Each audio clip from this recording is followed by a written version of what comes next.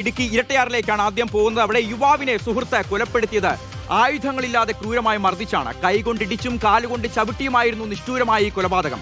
മർദ്ദനത്തെ തുടർന്ന് തലച്ചോറിൽ രക്തസ്രാവമുണ്ടായി, കഴുത്തിന്റെ എല്ലൊടിഞ്ഞു. മർദ്ദിച്ച ശേഷം പ്രതി സജയൻ രാഹുൽ സണ്ണിയെ 150 മീറ്റർ വലിച്ചിഴച്ചുവെന്ന് പോലീസ് പറയുന്നു. മർദ്ദനമാണ് മരണകാരണമെന്ന് പോസ്റ്റ്മോർട്ടം റിപ്പോർട്ട് വ്യക്തമാക്കുകയാണ്.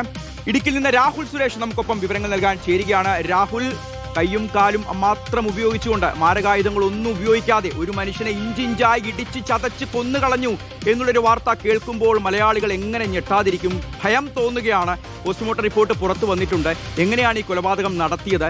എന്താണ് പോസ്റ്റ്മോർട്ടം റിപ്പോർട്ടിൽ പറഞ്ഞിരിക്കുന്നത്? രാഹുൽ.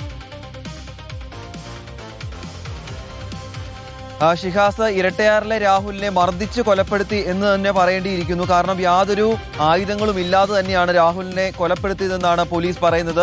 പോസ്റ്റ്മോർട്ടം റിപ്പോർട്ടിലും അതുമായി ബന്ധപ്പെട്ട കാര്യങ്ങൾ തന്നെയാണ് പുറത്തു വരികയും ചെയ്യുന്നത്. സാധാരണ നമ്മൾ കത്തികൊണ്ട് കുത്തിക്കൊന്നു, അല്ലെങ്കിൽ മറ്റ് ആയുധങ്ങൾ ഉപയോഗിച്ചുകൊണ്ട് തലക്കടിച്ചും അല്ലാതെയൊക്കെ കൊന്നു എന്നാണ് നമ്മൾ കേൾക്കുന്നത്. പക്ഷേ ഇവിടെ ഒരു ഇടിവള പോലും ഉപയോഗിക്കാതെയാണ് ഈ പ്രതിയായിട്ടുള്ള സജയൻ രാഹുലിനെ അതിക്രൂരമായി കൊലപ്പെടുത്തിയതെന്നാണ് പറയുന്നത്.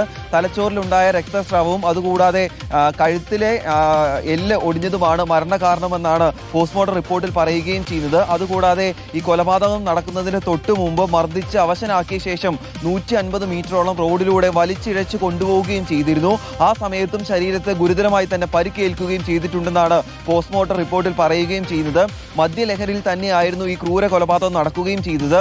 അതുകൂടാതെ ഒരു പൊതുസ്ഥലത്ത്, സാധാരണ ടൗണിനോട് ചേർന്നുള്ള ഒരു പൊതുസ്ഥലത്താണ് ഈ കൃത്യം നടത്തിയത്. അപ്പോൾ മദ്യം കഴിച്ച ശേഷം, മതോന്മത്തനായ ശേഷം എന്ത് ചെയ്യണമെന്ന് അറിയാതെ ലക്ക് കെട്ട ശേഷമാണ് സ്വന്തം സുഹൃത്തായിട്ടുള്ള രാഹുലിനെ സജയൻ കൊലപ്പെടുത്തിയതെന്നാണ് പോലീസ് പറയുകയും ചെയ്യുന്നത്. എന്തായാലും പോസ്റ്റ്മോർട്ടം റിപ്പോർട്ടിൽ ഞെട്ടിപ്പിക്കുന്ന വിവരങ്ങൾ കൂടിയാണുള്ളത്. സാധാരണ നമ്മൾ കേൾക്കുമ്പോൾ ഇത്തരത്തിലുള്ള സംഭവങ്ങൾ, ഈ പോസ്റ്റ്മോർട്ടം റിപ്പോർട്ടിലെ വിവരങ്ങൾ നമ്മൾ കേൾക്കുമ്പോൾ നമ്മളെയും ഞെട്ടലിലാഴ്ത്തുകയാണ് ഈ സംഭവം. ഷിഹാസ്. ശരിയാണ് രാഹുൽ, ഇത്തരത്തിലുള്ള സംഭവങ്ങൾ ഒറ്റപ്പെട്ടതാവുന്നില്ല എന്നുള്ളതാണ്, ആവർത്തിക്കുന്ന സംഭവങ്ങളായി മാറുന്നു എന്നുള്ളതാണ് നമ്മളെയൊക്കെ പേടിപ്പിക്കുന്നത്, ഞെട്ടിപ്പിക്കുന്നത്.